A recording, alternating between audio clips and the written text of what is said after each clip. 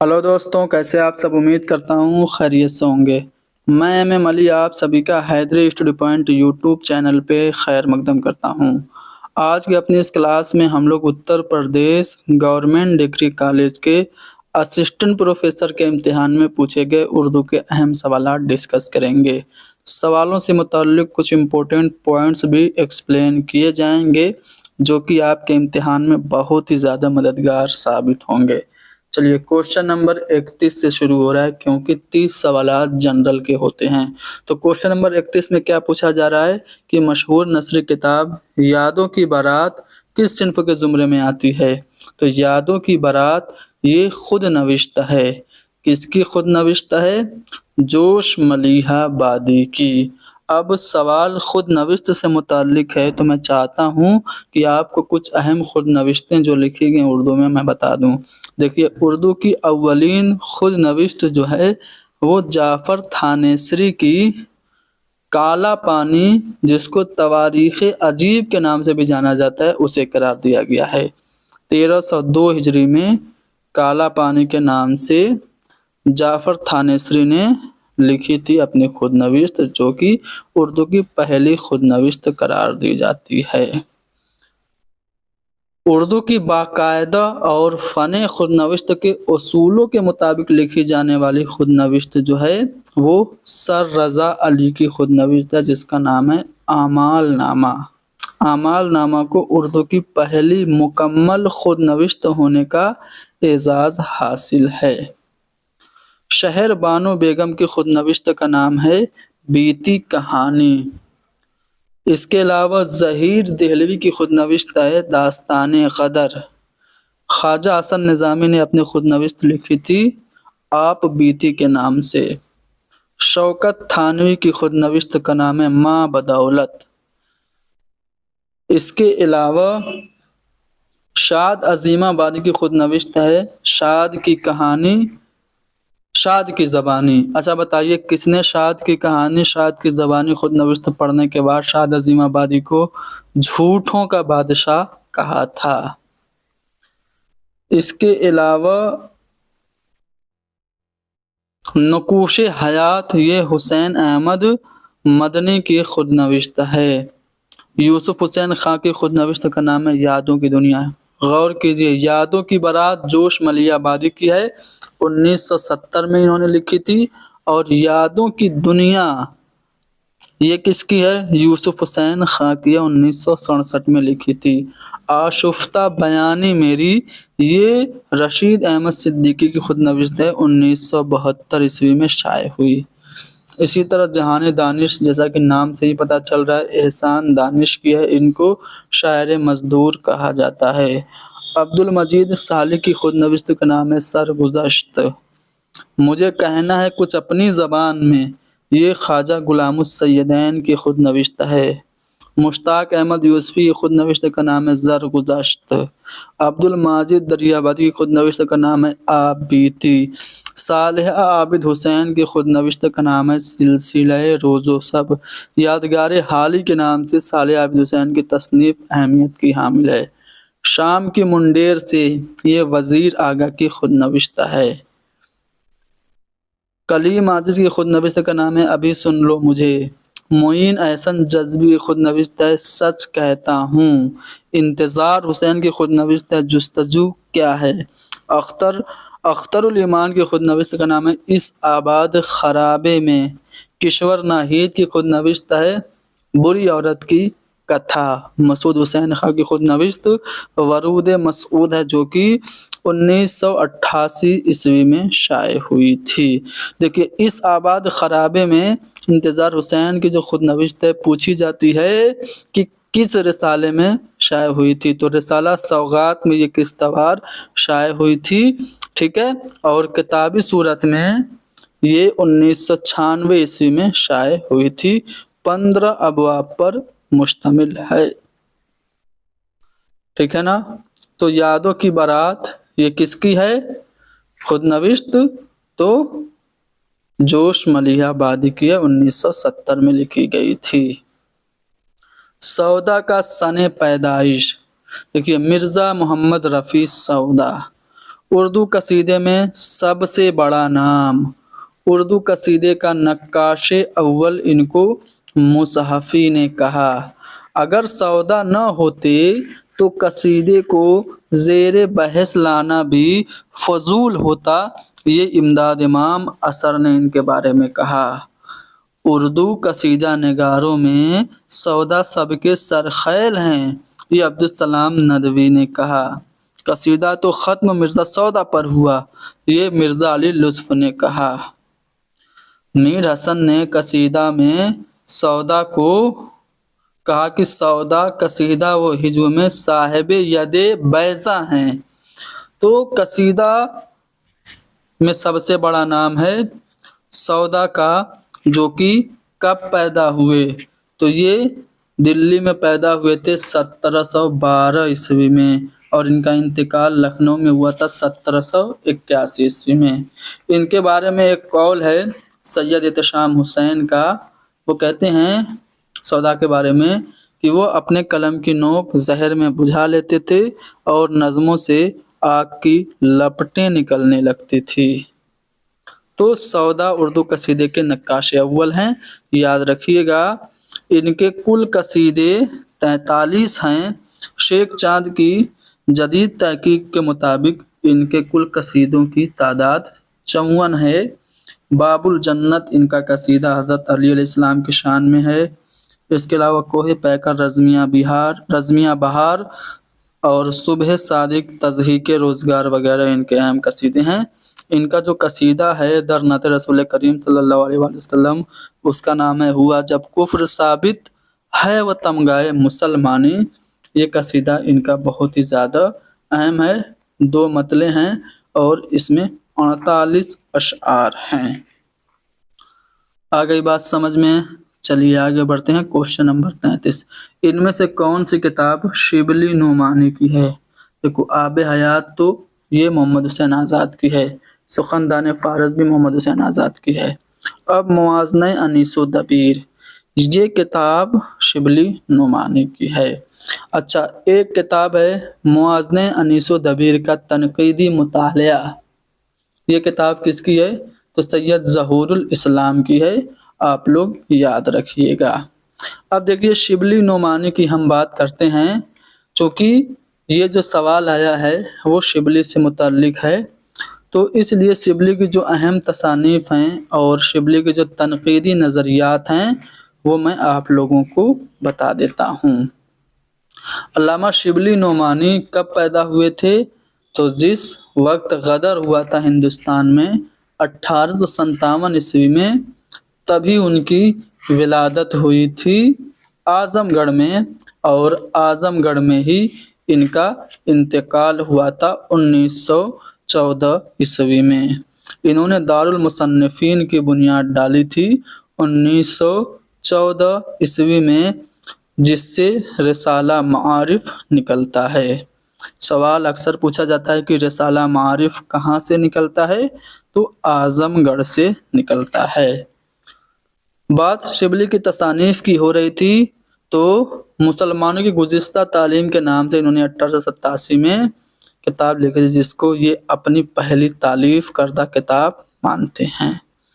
المامون، سیرت النعمان، سفر نامہ انہوں نے لکھا تھا، روم و مصر و شام، اور الغزالی، سوانح مولانا روم، شیر العجم، اور ان کی آخری جو کتاب ہے وہ ہے سیرت النبی صلی اللہ علیہ وآلہ وسلم۔ ان پر انہوں نے کام کرنا شروع کیا تھا، دوسری جلد پہ کام کر رہے تھے کہ چل بسے، اور باقی کا کام ان کے شاگرد سید سلیمان ندوی نے مکمل کیا تھا۔ تو یہ سب ان کی تصانیف ہیں۔ شیر العجم یہ 5 جلدوں پر مشتمل ہے، 4 جلدیں شبلی کی زندگی میں ہی شائع ہو گئی تھی، 5ویں جلد شبلی کی وفات کے 4 سال بعد 1918 میں شائع ہوئی تھی۔ آپ کو ان کی اسی کتاب شیر العجم میں ہی 4تھی جلد میں آپ کو تنقیدی نظریات شبلی کے دیکھنے کو ملیں گے۔ شبلی کے مطابق علم حاصل کرنے کے 2 ذریعے ہیں، ایک ادراک اور دوسرا احساس۔ شبلی سائنس اور دوسرے علوم کو ادراکی علوم میں شمار کرتے ہیں۔ شبلی کے نزدیک شاعری 2 چیزوں کا نام ہے، محاکات اور تخیل۔ شبلی محاکات کے لیے مشاہدہ اور مطالعہ کائنات کو ضروری سمجھتے ہیں۔ شبلی کے تنقیدی خیالات حالی کے خیالات کی ضد ہیں، اپوزٹ ہیں۔ شبلی شعر میں لفظ کو زیادہ اہمیت دیتے ہیں لیکن حالی معنی کو زیادہ اہمیت دیتے ہیں۔ شبلی شعر میں مینا کاری کے قائل ہیں جبکہ حالی سادگی کے قائل ہیں۔ شبلی نے تخیل کو نئی نئی چیز ایجاد کرنے والی قوت یعنی کہ قوت اختراع سے تعبیر کیا ہے۔ ٹھیک ہے، تو شبلی کے نظریات آپ لوگوں نے جان لیے۔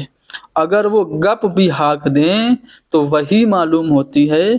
یہ جو قول ہے شبلی کا ہے محمد حسین آزاد کے بارے میں، یہ بھی آپ لوگ یاد رکھیے گا، ٹھیک ہے نا۔ اگلا سوال ہے کہ باغ و بہار میں ملک شہپال کی بیٹی کا کیا نام تھا؟ تو اس کا نام روشن اختر تھا۔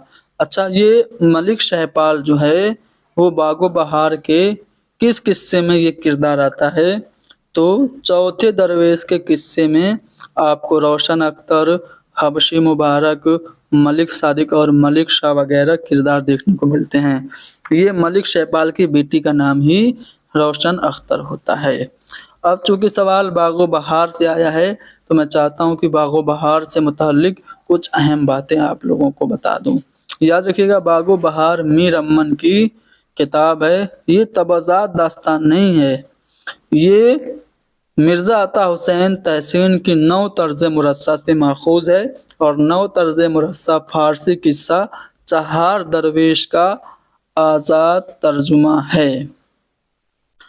باغ و بہار کے علاوہ میر امن نے ایک اور کتاب لکھی تھی جس کا نام کیا تھا؟ گنج خوبی۔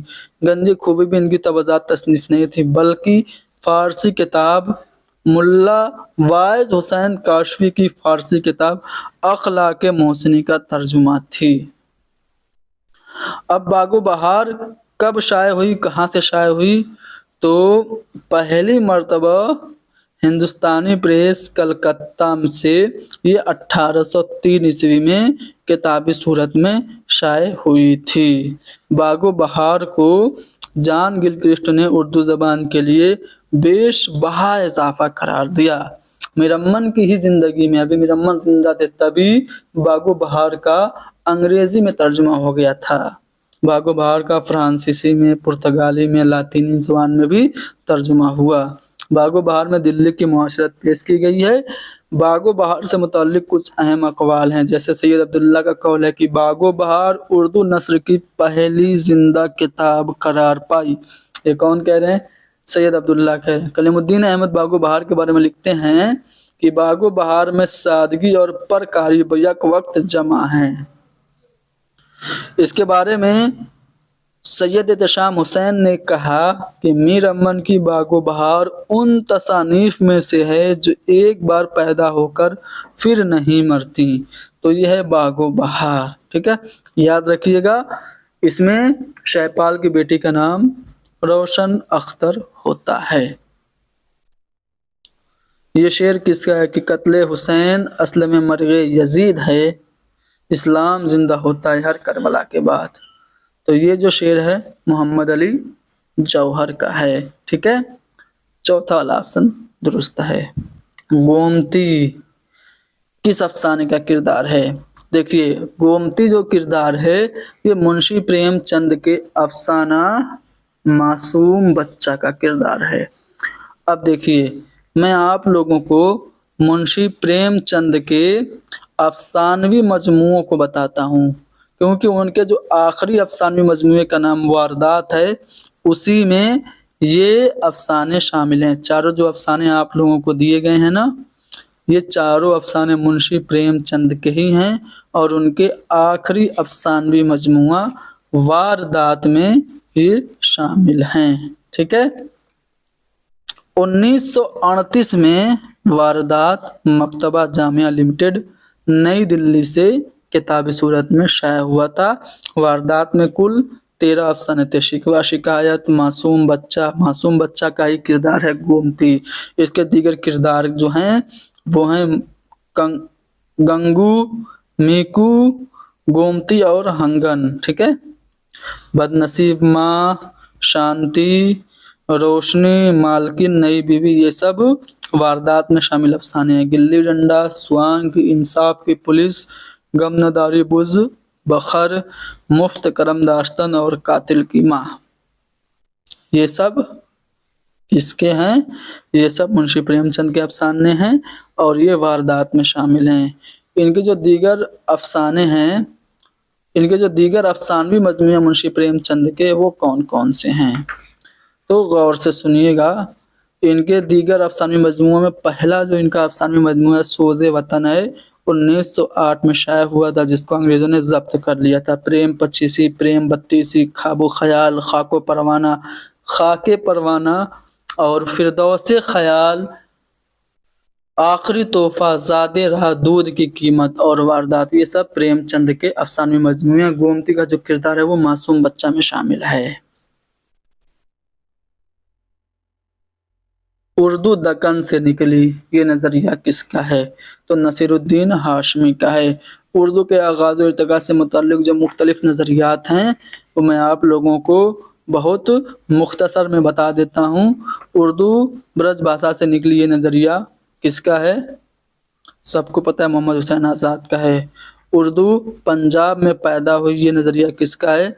मसूद हुसैन खां का नहीं है, ये महमूद शिरानी का है। मसूद हुसैन खां का नज़रिया क्या है कि दिल्ली और गिरदोनवा में उर्दू की पैदाइश हुई। इसके अलावा जो दीगर नज़रियात हैं, जैसे सुहेल बुखारी का नज़रिया ये है कि उर्दू की जाए पैदाइश उड़ीसा है। शौकत सब्जवारी ने दुआबे गंगो जमन और हरियाणा को उर्दू का मस्कन करार दिया और लिखा है कि उर्दू पाली से निकली। मौजुद्दीन कादरी जोर उर्दू पर हरियाणवी के असरात के कायल हैं। अख्तर ओरेनवी ने उर्दू के मगधी से निकलने की बात कही। ज्ञानचंद जैन के मुताबिक उर्दू खड़ी बोली से निकली। तो ये सब नज़रियात हैं। सुलेमान नदवी का नज़रिया क्या है? सिंध में पैदा हुई। महमूद शिरानी का नज़रिया मैंने बताया पंजाब में पैदा हुई। शौकत सब्जवारी का नज़रिया ये है कि दुआबे गंगो जमन और हरियाणा उर्दू का मस्कन है। और उर्दू दक्कन से निकली है नसीरुद्दीन हाशमी की, ये ख्याल है। इनकी किताब का नाम ही है दक्कन में उर्दू। ठीक है, आगे बढ़ें। अगला सवाल कि लखनऊ का अवामी स्टेज, ये किसकी तसनीफ है? तो लखनऊ का अवामी स्टेज सैयद मसूद हसन रिजवी अदीब की किताब है। लखनऊ का शाही स्टेज के नाम से भी इनकी एक किताब है। इनकी एक किताब का नाम अनीसियात है। सैयद मसूद हसन रिजवी अदीब के मुताबिक उर्दू का पहला ड्रामा राधा कन्हैया का किस्सा है, जो कि नवाब वाजिद अली शाह ने 1841-42 में लिखा था। हालांकि उर्दू का जो पहला ड्रामा, बाकायदा तौर से पहला जो उर्दू का ड्रामा तस्लीम किया जाता है वो कौन है? तो वो है अमानत लखनवी का इंद्र सभा। ठीक है, आगे बढ़ते हैं। गालिब के सफर कलकत्ता का बुनियादी मकसद क्या था? गालिब ने जो कलकत्ता का सफ़र 1826 में शुरू किया और 1828 में वहाँ पे पहुँचे, तो इसका जो मकसद था वो क्या था? तो पेंशन बहाली की गरज से गालिब ने कलकत्ता का सफ़र किया था। अब देखिए, जब ये कलकत्ता गए तो पटना और मुर्शिदाबाद के रास्ते कलकत्ता पहुँचे थे और कलकत्ता में पूरे 2 बरस ये रहे थे। ठीक है, गालिब ने कलकत्ता के सफर के दौरान कानपुर, लखनऊ और बनारस में भी क़याम किया था। गालिब की मुलाकात लखनऊ में मीर अनीस से हुई थी। तो पेंशन बहाली की गरज से, पेंशन का कज़िया करने की गरज से ये गए थे कलकत्ता मिर्ज़ा गालिब। चलिए आगे बढ़ते हैं। दरअसल में से कौन जोश का मजमूआ कलाम नहीं है? देखिए, जोश के मजमूआ कलाम की बात करें तो जोश का जो मजमूआ कलाम है, पहला रूह अदब है। इसके अलावा शोला शबनम और फ़िक्र निशात भी जोश मलियाबादी के मजमूआ कलाम का नाम है। इनके जो दीगर मजमूआ कलाम हैं वो कौन कौन से हैं? तो गौर से सुनिएगा। میں جوش کے کچھ اہم مجموعے کلام کی فہرست آپ لوگوں کو پڑھ کے سنا رہا ہوں۔ نقش و نگار، جنون و حکمت، حرف و حکایت، آیات و نغمات، عرش و فرش، رامش و رنگ، سنبل و سلاسل، سیف و سبو، سرود و خروش، سموم و سبو، الہام و افکار، نجوم و جواہر، طلوع فکر، موجد و مفکر، گل بدنی ان کی نظم ہے، آگ ان کی نظم ہے، کسان کے نام سے ان کی ایک نظم ہے، ٹھیک ہے۔ کسان کے علاوہ جنگل کی شہزادی اور شکست زندان کا خواب بھی جوش ملیح آبادی کی اہم نظموں میں سے ہے۔ جوش ملیح آبادی کو شاعر شباب اور شاعر انقلاب کہا جاتا ہے۔ شاعر انقلاب ان کو عبدالرزاق ملیح آبادی نے کہا تھا۔ تو اب یہ تینوں تو جوش کے ہیں، مکاں ولا مکاں یہ جوش کا نہیں ہے، تو ہمارا جواب چوتھا والا آپشن ہوگا۔ عکس اور آئینے کس تنقید نگار کی تصنیف ہے؟ تو سید احتشام حسین، جو کہ ماحول میں 1912 میں پیدا ہوئے اور الہ آباد میں 1972 میں انتقال ہوا، ان کی تصنیف کا نام ہے عکس اور آئینے۔ سید احتشام حسین ترقی پسند تنقید کے نقاد ہیں، سائنٹیفک نظریے کے یہ حامل تھے۔ ان کی جو اہم تنقیدی کتابیں ہیں ان میں تنقیدی جائزے، تنقید اور عملی تنقید، ذوق، ادب اور شعور، ادب اور سماج، روایت اور بغاوت، افکار و مسائل، اعتبار نظر، تنقیدی نظریات، اردو کی کہانی، اردو ساہتیہ کا اتہاس ہندی میں لکھا تھا، اردو ادب کی تنقیدی تاریخ، یہ سب سید احتشام حسین کی تصانیف ہیں۔ ویرانے کے نام سے انہوں نے افسانوی مجموعہ لکھا۔ ساحل اور سمندر کے نام سے ان کا سفر نامہ ہے۔ ان کے نزدیک نقاد کے لیے ضروری ہے کہ اس میں سماجی شعور کے ساتھ جمالیاتی احساس بھی ہو۔ ان کے بارے میں ایک قول محمد حسن کا کافی زیادہ مشہور ہے۔ وہ کہتے ہیں کہ پچھلے 35-40 سال سے اردو تنقید پر صرف ایک نقاد کی حکمرانی رہی، وہ ہیں سید احتشام حسین۔ کلیم الدین احمد ان کے بارے میں لکھتے ہیں کہ جب احتشام حسین لکھتے ہیں تو ایسا معلوم ہوتا ہے کہ کوئی ہاتھی خوش فعلیاں کر رہا ہے۔ تو یہ ہیں سید احتشام حسین، ان کے بارے میں نے کچھ اہم باتیں آپ لوگوں کو بتا دی۔ امید ہے کہ یہ آپ کے لیے امتحان میں فائدہ مند ثابت ہوگی۔ آگے بڑھتے ہیں اور دیکھتے ہیں کہ اگلے سوال میں کیا پوچھا جا رہا ہے۔ کیا لطف جو غیر پردہ کھولے، جادو وہ جو سر چڑھ کے بولے۔ تو یہ جو شعر ہے وہ کس مثنوی کا ہے؟ تو پنڈت دیا شنکر نسیم کی مثنوی ہے گلزار نسیم، اس میں یہ شعر آیا ہے۔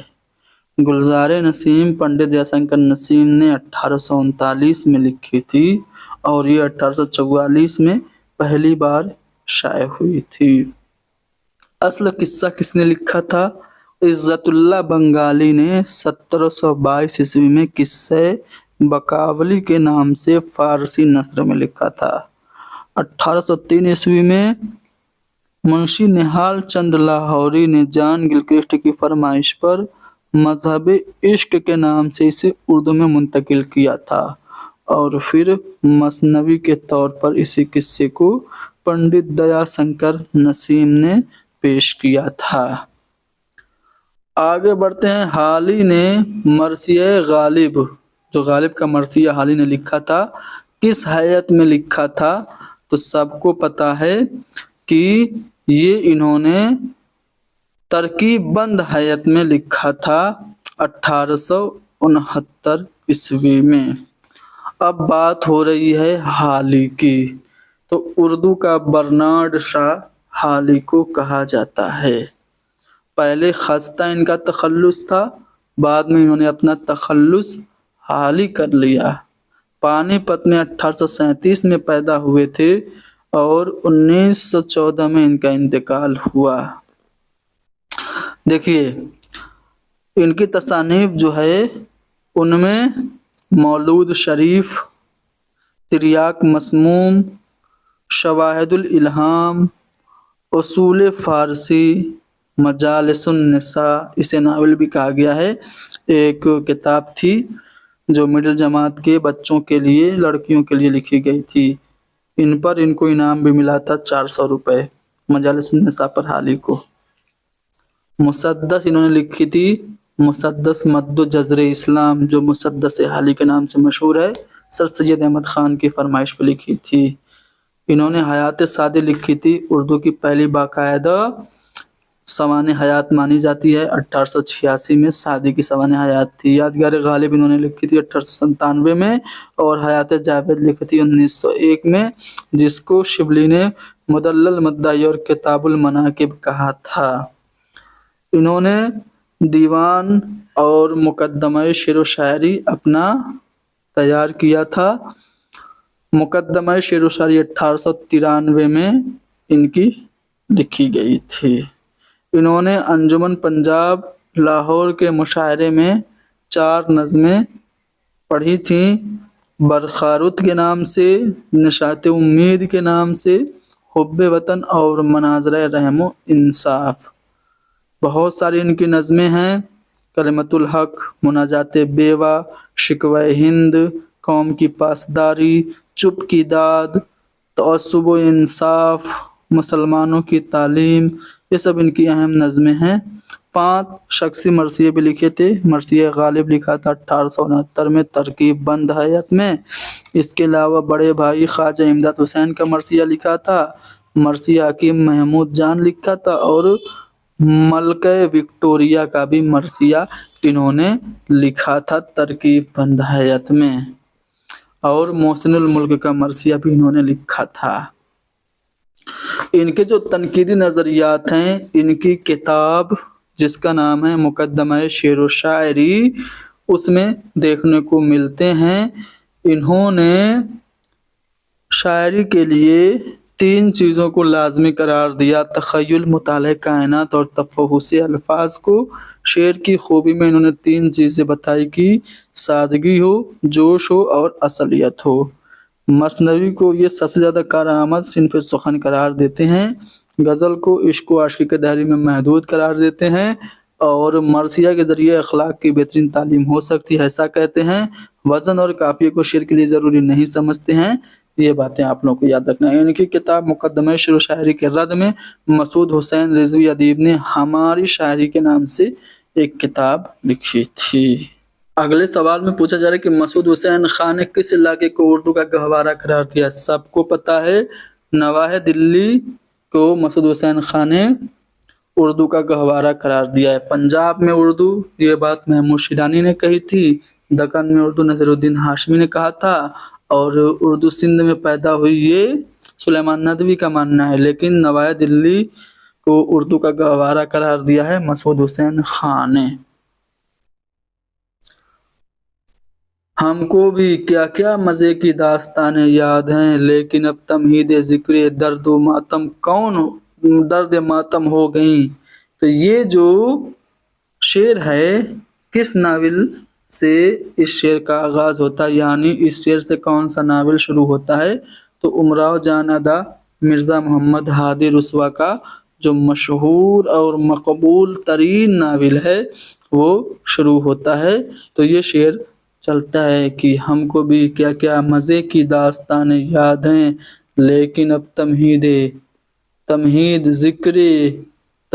ذکر درد ماتم ہو گئیں۔ ٹھیک ہے، میں اس داستان کے بارے میں اس ناول کے بارے میں کچھ اہم باتیں بتا دیتا ہوں۔ یہ جو ناول ہے کب لکھی گئی پوچھا جا سکتا ہے، بالکل پوچھا جاتا ہے۔ تو انہوں نے اپنا یہ ناول لکھا تھا، کب لکھا تھا جی؟ 1899 میں لکھا تھا۔ ٹھیک ہے، 1899 میں لکھا تھا، اور یہ فلیش بیک کی تکنیک میں چلتی ہے۔ امیرن ایک بچی ہوتی ہے جس کو کڈنیپ کر لیتا ہے دلاور خان اور لے جا کر کے لکھنؤ میں بیچ دیتا ہے. لکھنؤ میں بیچ دیتا ہے. کتنے میں بیچتا ہے؟ 125 روپے میں ایک خانم جان نائکا کے ہاتھوں. ٹھیک ہے. اور اس طرح سے بھولی بھالی گاؤں کی بچی امراؤ جان بن جاتی ہے، طوائف بن جاتی ہے. تو یہ جو شعر ہے اس سے ناول امراؤ جان ادا شروع ہوتا ہے. کون سا افسانہ کرشن چندر کا نہیں ہے؟ طلسم خیال. دیکھو طلسم خیال بے شک ہے. نظارے اور پرانے خدا، یہ تینوں تو کرشن چندر کے ہیں. بوڑھی کاکی، یہ افسانہ پریم چند کا ہے. ٹھیک ہے، منشی پریم چند کا ہے بوڑھی کاکی. اچھا افسانہ ہے، پڑھیں گے مزہ آئے گا. فورٹ ولیم کالج کا قیام لارڈ ویلیزلی کے کس دور میں ہوا؟ لارڈ ویلی کے دور میں ہوا. اس کا خاتمہ کس کے زمانے میں ہوا؟ دیکھو 10 جولائی کو سن 1800 میں اس کی بنیاد پڑی، لیکن قیام کی تاریخ رکھی گئی 4 مئی 1800 کیونکہ 1 سال پہلے انہوں نے ٹیپو سلطان کو ہرایا تھا. یہ 24 جنوری 1954 میں یہ بند ہو گیا فورٹ ولیم کالج. اور اس وقت لارڈ ڈلہوزی تھا وائسرائے. ٹھیک ہے، گورنر جنرل. تو اس لحاظ سے دیکھا جائے تو پہلا والا آپشن ہمارا درست ہوگا. فورٹ ولیم کالج کا احسان اردو پر واقعی ہے مانا جاتا ہے. ایک قول ہے جو کہ ان سے متعلق ہے کہ جو احسان میر تقی میر کا اردو شاعری پر ہے وہی احسان جو ہے جان گلکرسٹ کا اردو نثر پہ ہے. یہ قول کس کا ہے آپ لوگوں کو کمنٹ میں بتانا ہے. چلو آخری سوال آج کا، باقی مزید سوالات اگلی کلاس میں بھی حل کیے جائیں گے.